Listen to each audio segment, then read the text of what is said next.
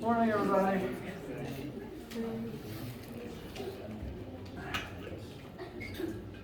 Hope you're all doing well. Hope good weekends were had. How y'all doing before we get started today? Hearing a mix of responses. I hope things are well or get better soon. Let's see. Today is Monday the 19th, and the Chapter 3 homework and quiz are due tonight. So in a moment, I will open up the floor for any questions that you guys have about either of those particular assignments. Main thing I want to cover in normal lecture today is talking about friction, because that is what we'll be utilizing in lab this week. But before that, I want to make sure to give you time to ask about homework stuff. On Friday, I had some students ask about come in and work with me on some of the homework questions, and so I actually have some things still on the board. I didn't erase it in case the students still needed some help with the same ones. And additionally to the stuff under the screen, there's some info on 6 and 7 on the sideboard there, which I recommend you take a glance at if you either haven't started those ones or need some help with those ones. Happy again to talk about any of them. So open floor now. What sort of questions do you guys have today?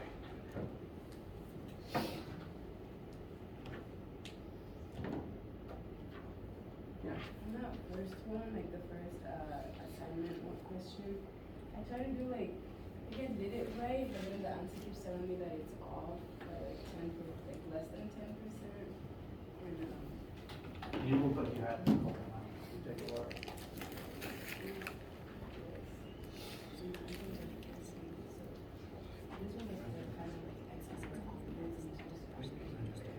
Well, you added the other head's vectors, so not literally. yeah. Okay, so I get all of that in the work. And then so how do you do So these would become the legs of the triangle. So X leg this big and Y leg that big. And the number, the final number answer would be the hypotenuse of that triangle and the angle it's asking for.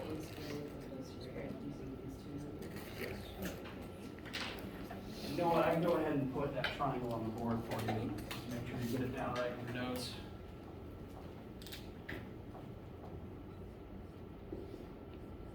Your Y specifically points negative, so it looks something like this.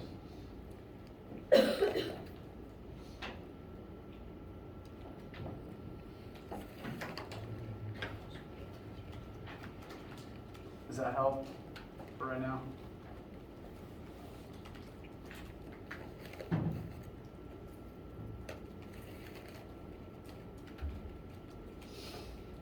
Anyone else?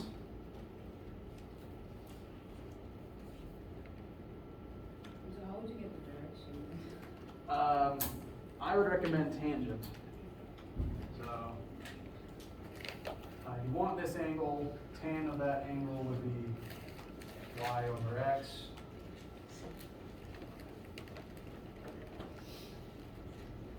So inverse tangent of y over x. I would ignore any negative sign that it gives you, because the calculator doesn't understand the context for that.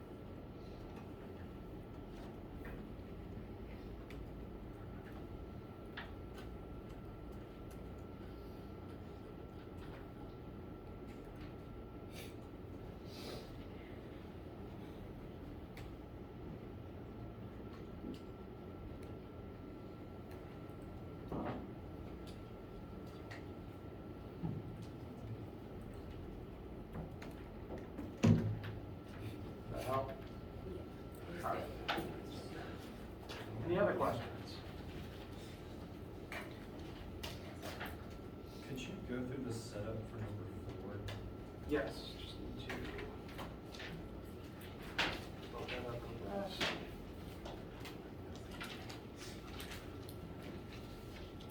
Four is baseball. Do I have that one on the screen?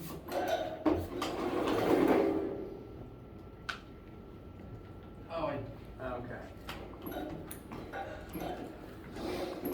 Come on.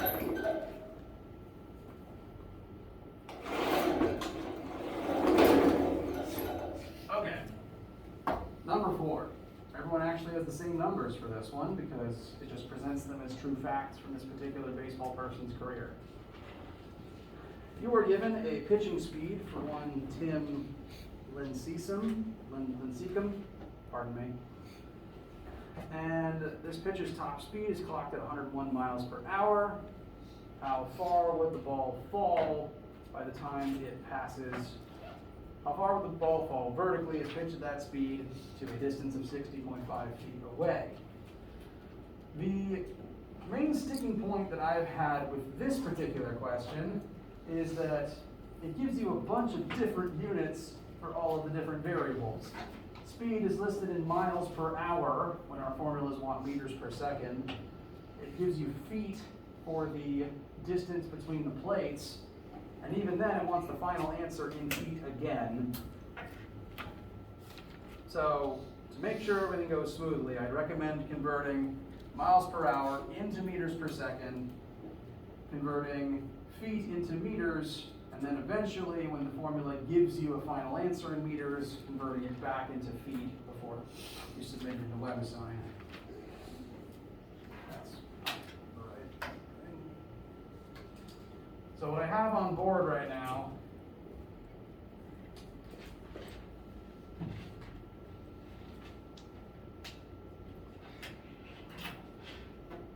first thing here is how I convert miles per hour into meters per second. There's 1,609 meters to 1 mile, 3,600 seconds to 1 hour. That gave me about 45 meters per second, which is very fast. If you remember that a meter is about 3.3 feet, that's over 100 feet per second. Very fast.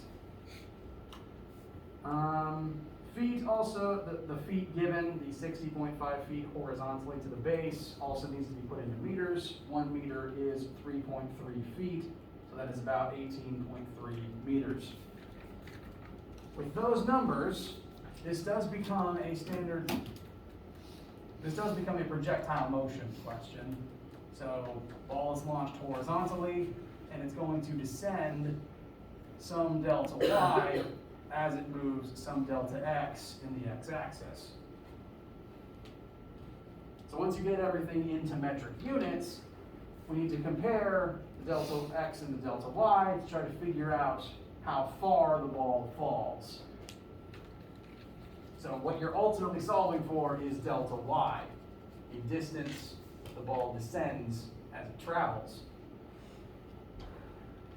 This is kind of a weird case in that the way that I did this, you would actually need to consult the horizontal axis for hang time. Since horizontally speaking, you know delta x, that's the distance the ball flies between the plates, and you know VIX, which means the horizontal axis could tell you time, which you could use in the vertical axis to find delta y. Delta y should be about something like 0.6 meters maybe, which would convert to approximately 2.5 feet.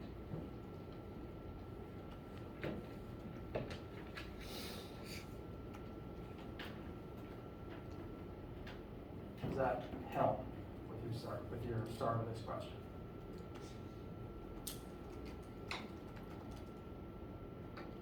Thank you. Welcome. Anything else from anyone else?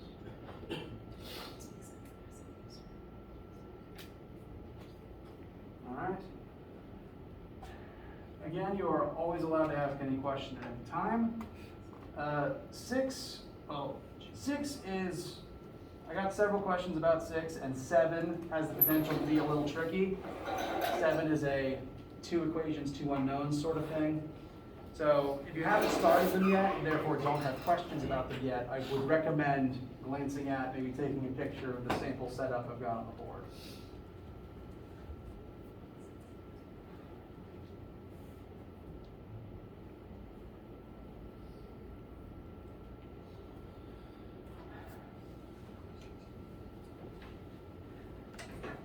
And if there's nothing else at the moment, we're going to, for right now, continue on in chapter 4, talking about 2 new types of force, one of which we will focus on more so than the other for the time being.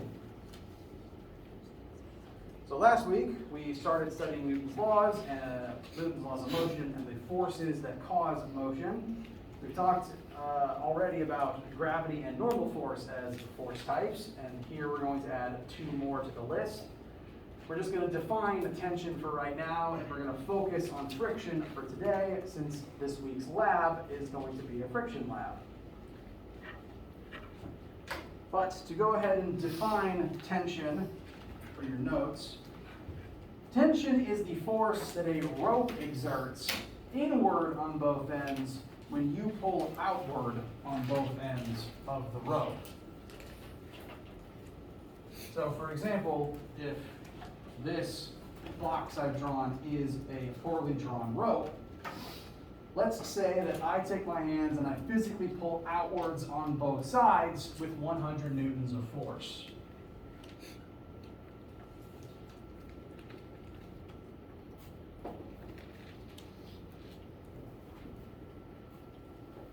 As a response to this force, these forces, plural, that I have exerted, Newton's third law tells us the rope itself is also going to exert an equal and opposite force on both ends.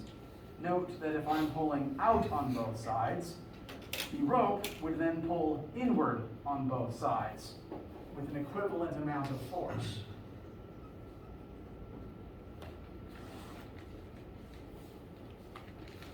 Tension refers to this phenomenon, the idea that a rope exerts the same force inward on both sides.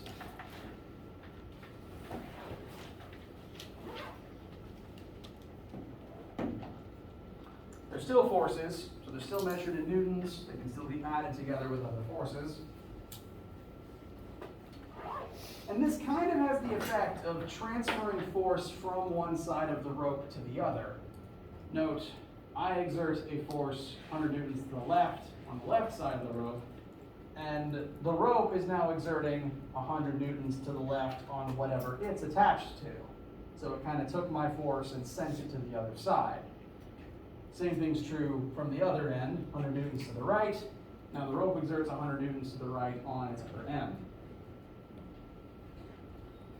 So the term tension is primarily just going to refer to the force that ropes exert, specifically inward on both sides. A rope will always exert the same tension inward on both sides. No matter what's happening to the rope always exerts the same number inward on both ends. It can't be different on... The rope can never exert a different force on both sides. Outside forces might exert different forces on it, but the rope always does the same thing inward on both ends. Any questions on the definition of tension for right now?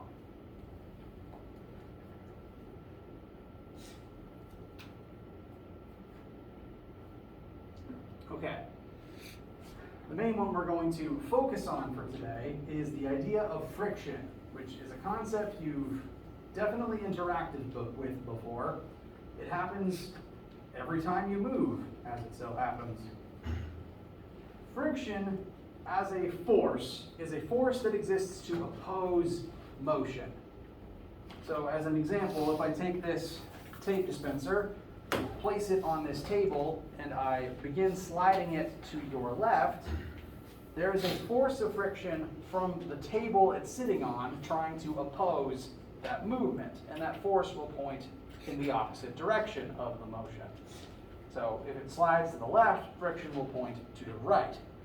all friction, no matter what type, no matter what causes it, exists to stop and slow down motion. This is why, whenever you're, say, driving a car, if you get the car up to 80 miles per hour and you take your foot off of the gas, friction is why the car will eventually slow down. We know that objects in motion want to stay in motion, so the car wants to stay at 80 miles per hour. However, because the car is moving across the ground, through the air, those two things cause friction on the car. That is an outside force that forces the car to slow down. This is why you have to keep your foot on the gas pedal to maintain constant speed. Your engine has to output enough force to overcome friction to prevent yourself from slowing down. This force of friction occurs any time two objects are touching and one of them tries to slide across or through the other. So, tape dispenser sliding across table, the gears of your car sliding across each other as they transfer energy from the engine into the wheels. It even happens inside of your body because the various muscle tendons in your body slide across one another as they expand and contract. That creates friction in your body, and this is one of the reasons that you can overheat if you overexert yourself.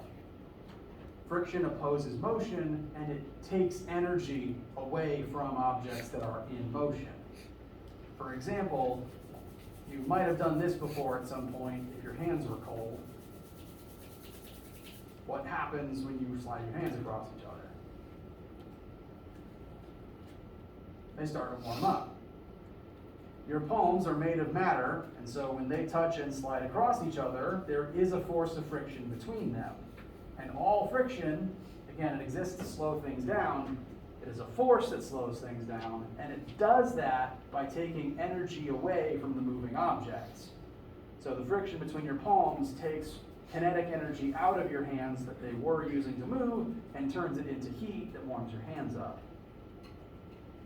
This is always why if you say skid to a stop in your car, like you're going real fast and you slam on the, don't do this, it's very bad. But if you ever watched a car do this, slam on brakes, come to a very sudden stop and leave a big skid mark on the road, if you touch the skid mark or the tires, they're always warmer than they would normally be because of the energy loss to friction.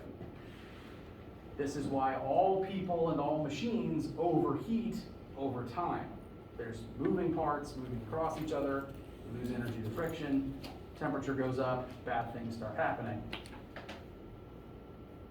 Friction's really pesky because it literally takes energy away from everything that you do, and you can't stop it. It's always going to exist as long as matter is touching other matter.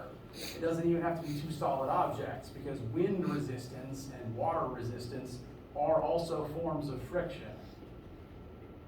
The air takes energy away from you when you try to move.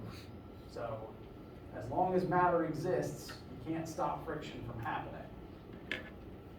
The reason friction happens in the first place, let's say as an example, we've just got a heavy box that we've set on a counter. If you zoom in far enough on the place where the box touches the table, the box and the table's surface could be as smooth as you could possibly make them. They could be as smooth to the human eye as physically possible.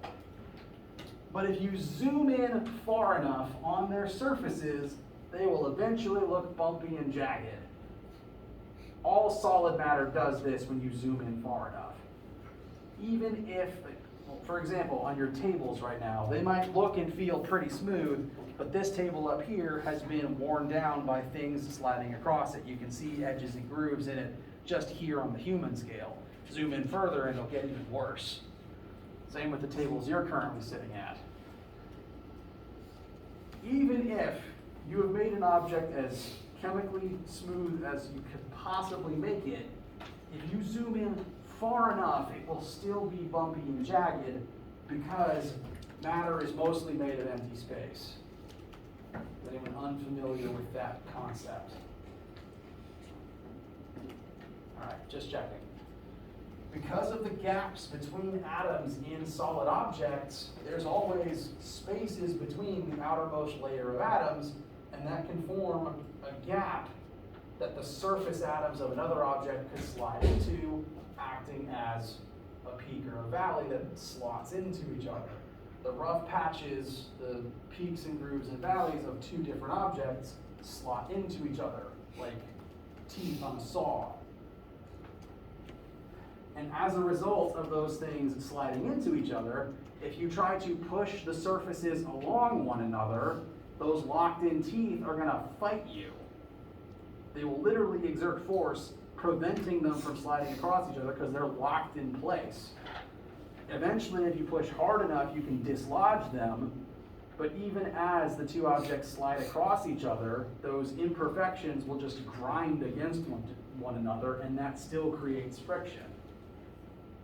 So friction is the result of the imperfections in the surface of all matter.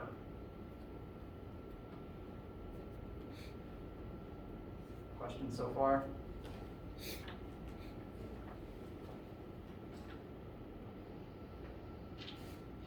Okay.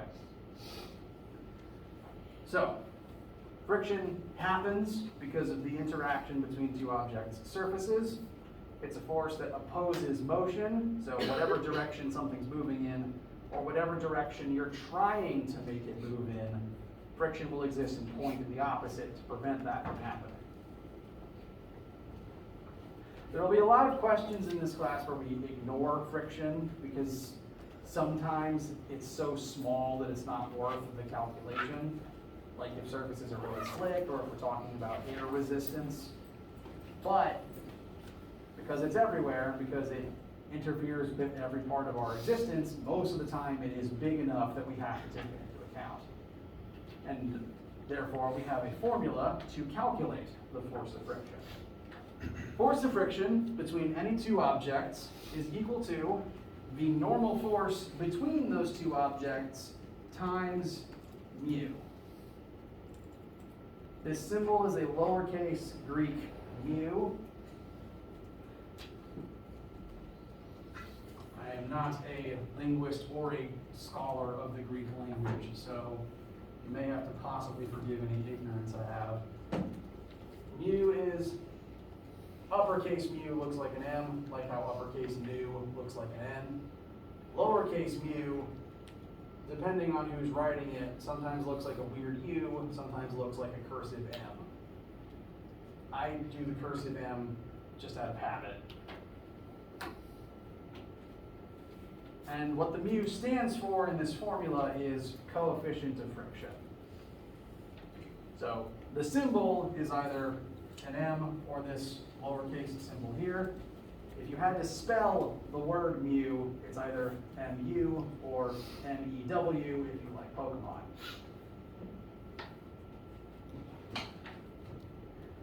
And I'll talk about what it means in a second. Since this formula only has two terms in it on the right side, there's only two things that affect what friction is. And the first one is normal force. We've determined that whenever two objects' surfaces are interacting, normal force will exist between them if they're being pressed into one another. So if I put this tape dispenser on my table, gravity pulls the dispenser down, therefore the dispenser is pushing into the table's surface. Therefore the table will exert normal force back up on the dispenser as a reaction to that. That normal force is a measure of how hard the two surfaces are pressing into each other. More normal force means the table's pushing up harder on the object, means the two surfaces are being pressed more firmly together. If they're being pressed more firmly together, the surface imperfections get pressed even harder into each other. And so if normal force is a bigger number, that drives up the force of friction. Because if those peaks and grooves and valleys are jammed further into each other, it's harder to get them back out. This is the reason why heavier objects are harder to slide in addition to being harder to lift. And there are things you can do to increase normal force without increasing the object's weight. I can push down harder on this. The weight doesn't change, but the normal force will. Increasing normal force will make it harder to slide. This would be like if you had a sibling laying on the couch you're trying to push. It's harder to push even if you're not trying to deadlift it. On the opposite hand, if you can reduce normal force, you can reduce friction. Say on moving day, you've got a really heavy object you're just trying to push just barely into position somewhere, like just trying to get your mini fridge into the correct spot. If it's not budging as you push it horizontally, maybe you've thought to try to lift it up just a little bit, like not to where it leaves the floor, but to the point where normal force is reduced. And after lifting it up slightly, it's easier to get it to budge. Does that sound vaguely familiar? That's because as you lift it upwards, you're reducing normal force, therefore reducing friction. So, real world application that I hope sounds familiar to you. So, normal force determines friction. This other thing, the mu, is the coefficient of friction. Whereas normal force is a measurement of, is determined by how hard two things press into each other, mu is the part of the formula that factors in what the objects are made of and how rough their surfaces are. Because normal force doesn't know or care about that. But mu is the part of the formula that factors that in. Coefficient of friction is a specific constant that represents how slick the two objects that are creating the friction are when they interact. If you've got really low friction objects like highly polished metal and socks, that interaction will create a very low mu, and you get less friction as a result.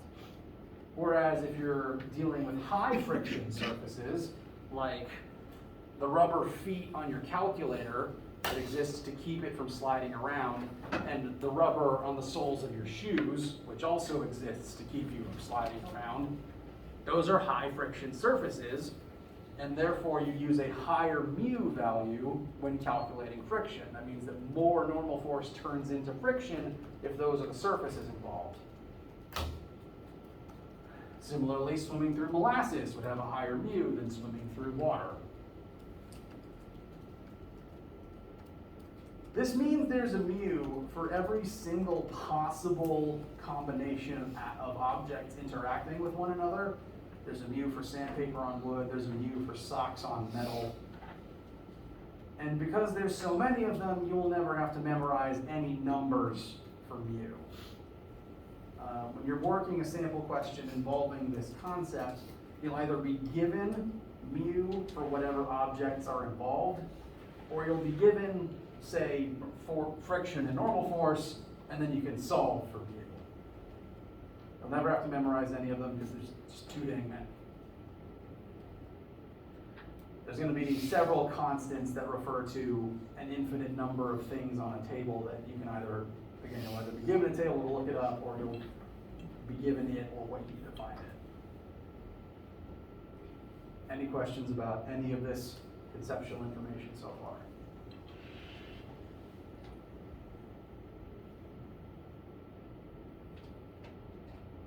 Okay. Let's apply this to a sample problem. Here we're going to have a box sitting still on a tabletop. Where's my eraser?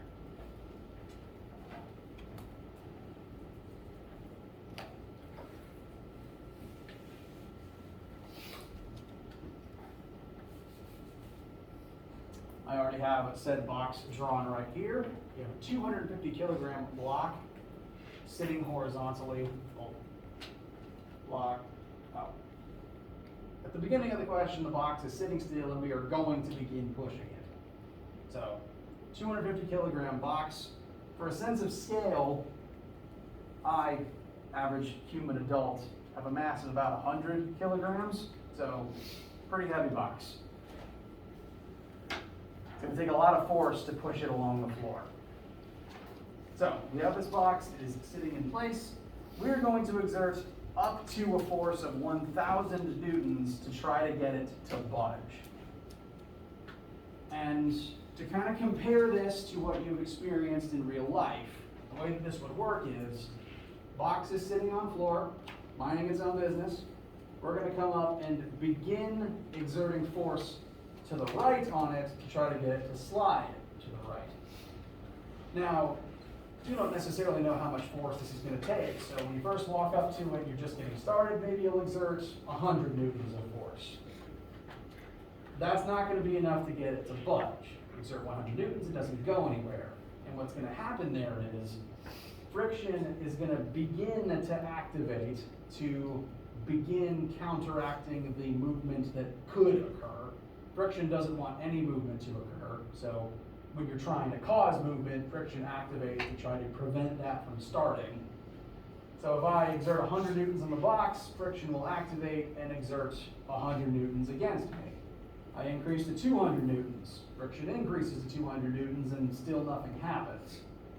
According to this question, the box only just begins budging once we start exerting 1,000 newtons. So the question at this point is, what is the maximum value that friction can exert on this box from the floor if it just began to budge at 1,000 newtons?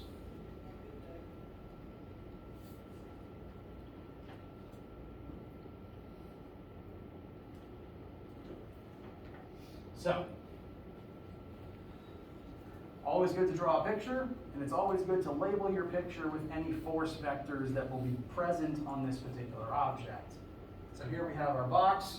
I've labeled the 1,000 newtons that we are exerting. We've also been told that friction is present, and since we're trying to make it move to the right, friction would have to point to the left to counteract that. So if potential movement is rightward, friction must point leftward. So both friction and the force we're applying exist in the x-axis. These other two forces I've labeled here, the question doesn't outright tell you about, but they are assumptions you can make because this takes place on Earth and the box is sitting on a floor. If it's on Earth, there's got to be a force of gravity, you can't escape it. And if we are sitting still on a floor is supporting us, we're not falling through it, so the floor exerts a normal force upwards on the box. Those are assumptions you can safely make when you are sitting on a surface on Earth. So those would be the two vertical forces acting on the box right now.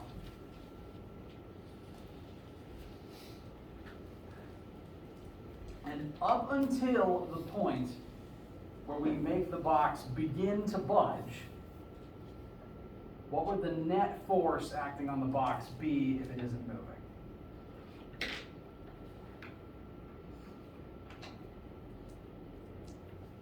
Zero. Zero. If it's not moving yet,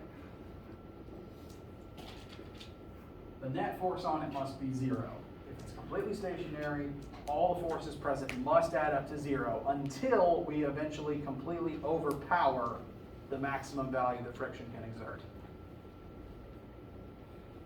So we've begun pushing the box. We've noticed that if we get to 1,000 newtons, it begins budging, and then, maybe half a newton more, it'll start fully sliding.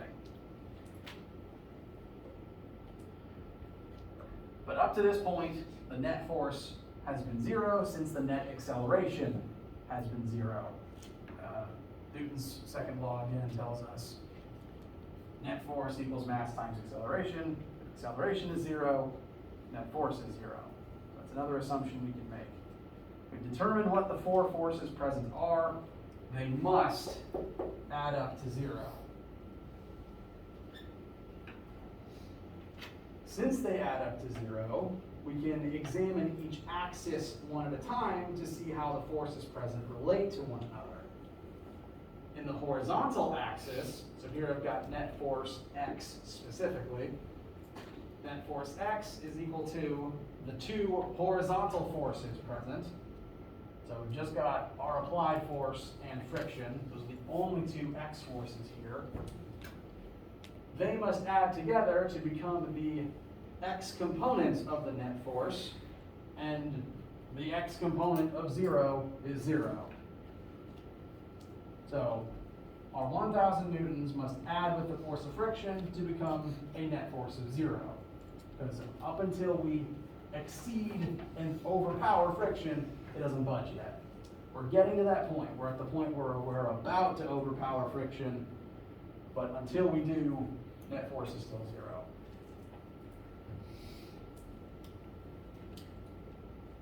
So since X net force is equal to 0, and these are the two X vectors that become the net force in the X-axis, they must add up to 0. So, to find force of friction, we'll subtract 1,000 over to the other side. Force of friction, the maximum value that force of friction can exert here is 1,000 newtons in the direction opposite of motion. That's the maximum value that friction can use to try to keep the box in place. Once we overpower that friction, it will then begin moving.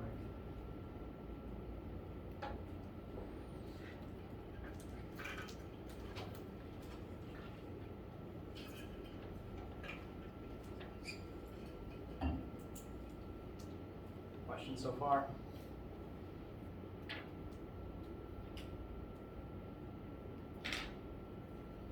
Okay. So we've determined the value of the maximum force of friction. Now we've been asked, what is the coefficient of friction that causes this? So what is the mu between, the mu that represents the interaction between this box and this floor? We only have one formula with mu in it. Friction equals normal force times mu. We just determined what friction is. We want mu, so we need a value for normal force. Normal force is in the vertical axis. So I would recommend taking a look at all of our vertical axis forces. The net force in the y-axis would be equal to the sum of the vertical forces. The only two present are gravity down and normal force up. So net force y equals Fn plus Fg. And if the total net force is 0, that's truly y-axis as well. So in the y-axis, they must still add 0. This would still remain true even if we were pushing the box side to side, because side to side movement doesn't affect the vertical stuff at all. If you're still just on a flat floor, not accelerating up or down, net y force is still 0. So, normal force plus force of gravity equals 0. That means normal force and gravity should be equal and opposite in this case, as they tend to be on flat surfaces. We can determine what force of gravity is, because we know mass and we know what planet we're on. And that should tell us that normal force should be about 2450 newtons upwards in order to counteract gravity. Again, gravity and normal force are not always equal and opposite, but they can be on a flat surface when you're not accelerating up or down.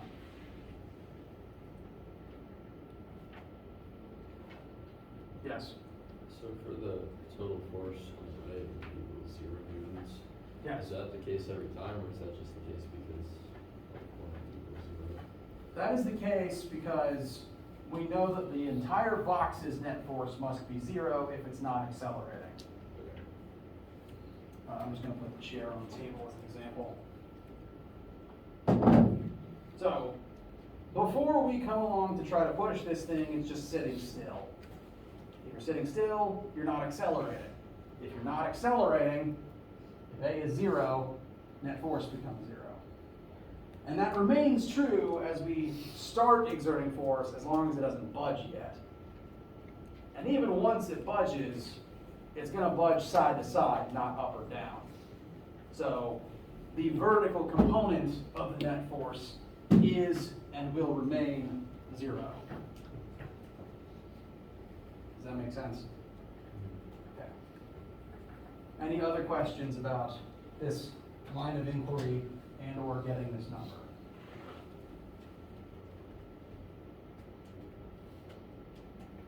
Okay. So this is the value of normal force. It just happens to be equal and opposite to the weight of the box. That means we can plug that in for normal force in our formula. Friction is 1,000, normal force is 2450. Solve for mu. And our mu value should come out to be 0.408 approximately. As you're writing things down, I'm going to give you some context behind this formula and that answer. First thing, and I get questions like, when people ask questions like this, it's a good observation. I didn't include the negative that was attached to the value of friction from earlier. You may have even noticed the absolute value brackets that I added in blue. The reason the negative's absence and why I added those absolute values is because this formula in particular really doesn't care about positive or negative in terms of direction. Because this formula is comparing the x-axis to the y-axis. Normal force is vertical, friction is horizontal. This formula crosses axes, and it does that by design, but the x doesn't really care about positive or negative in the y. X only cares about positive or negative in the x. And so direction kind of stops mattering, hence why I added the absolute values. That's a general tip for using this formula. As for the answer we got, mu equals 0.408, there's two observations I'd like to point out about that. And I'm going to switch to the next slide since it talks about them. First thing to note is that mu is unitless. It does not have a unit by design. So you'll never write newtons or meters or anything like that next to it. It is just a number, no unit ever. The reason for that is it's a ratio that compares normal force to friction. And if you look at the units within the formula, we've got force equals force times blank. So that's newtons equals newtons times blank. To get mu, we're going to divide both sides by normal force. That would turn the right side into newtons divided by newtons, which just cancels. So if you try to solve for mu's units, there's nothing left. Again, that's by design. It's meant to take the normal force and just modify the number, not the unit, to be whatever friction is. So you start with newtons, you end with newtons, because mu doesn't have a unit. The other thing I want to point out about this answer is that mu is always a decimal value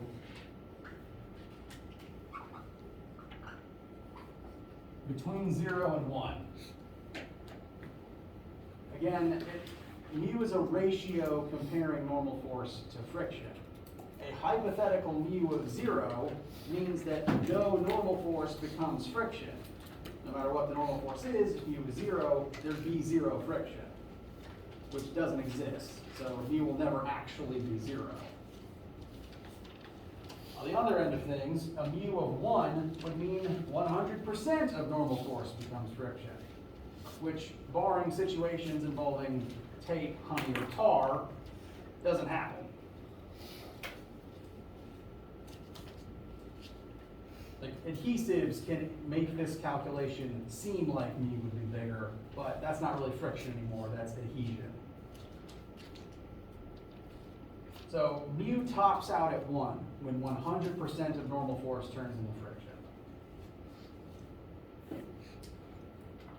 As a result, your mu's will always be unitless decimal values between 0 and 1. Questions?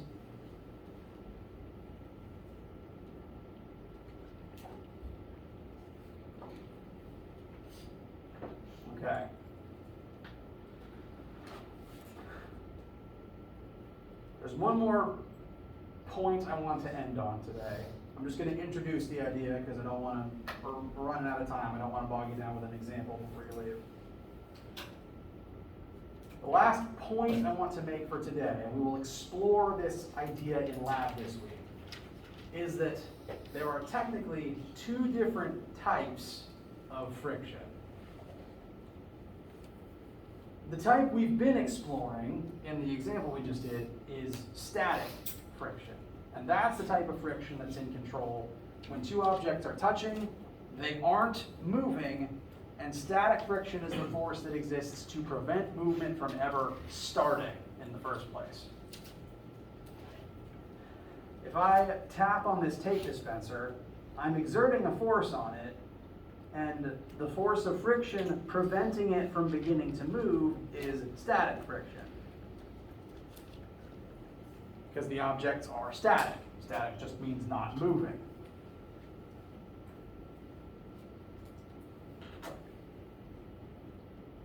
This is different to kinetic friction. Kinetic friction is the type of friction that occurs once objects are moving and sliding across each other. And the reason there's a difference there goes back to this picture from earlier, the ideas of the bumps and grooves and edges on various surfaces. When two things aren't moving, those grooves have time to sink into each other, and that makes it really hard to try to push them out. When you eventually overpower static friction's maximum and you keep the objects in motion, they don't have time to sink into each other. The tops just kind of glide across and they just grind into and across the peaks and valleys of the other object without fully having time to sink in and lock into place. This means that kinetic friction, the reason we make the distinction, is that kinetic friction is always weaker than static friction. For static friction, again, they had time to lock into place. For kinetic, they're just gliding across each other's surfaces. There's less interference until they stop and sink into place. So all the mu's and forces of friction that we found a second ago can be more accurately labeled force of friction static and mu static. They're all still correct. I'm just labeling them to be more specific. Kinetic friction, once we overpower static friction and make the object start moving, that's when kinetic kicks in. Kinetic friction is weaker than static, and it's the type that continues to exist as long as there is still motion. And you've probably observed that kinetic is weaker than static. Again, talking about moving today, if you've ever had to try to push something really heavy, like you're trying to get your mini fridge into place, it's just not budging, maybe you've noticed if I lift upwards, no wait, sorry, wrong example. You're pushing, and then eventually it budges. Have you noticed that once it budges, if you keep it moving, it's easier to keep it moving than it is to let it stop and start again? That's the difference between static and kinetic. Static is always stronger. And that's what we'll be exploring in lab this week. But the footnote you can go ahead and add to your notes. Oops, wrote that backwards. Mu K is always less than mu S. Questions?